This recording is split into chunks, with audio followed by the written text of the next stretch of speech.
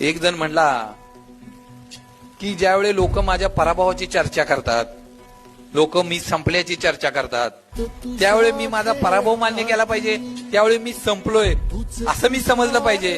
त्याला एकच सांगितलं की ज्यावेळी लोक तुझ्या पराभवाची चर्चा करतात ना, त्यावेळी त्याच मैदानात गुलाल उडवायची तयारी चालू केली पाहिजे. सदैव लक्षात घ्या, आपल्या एखादा पक्षी ज्यावेळी आपण बघतो ना, त्यावेळी तो फांदीवर बसलेला असतो.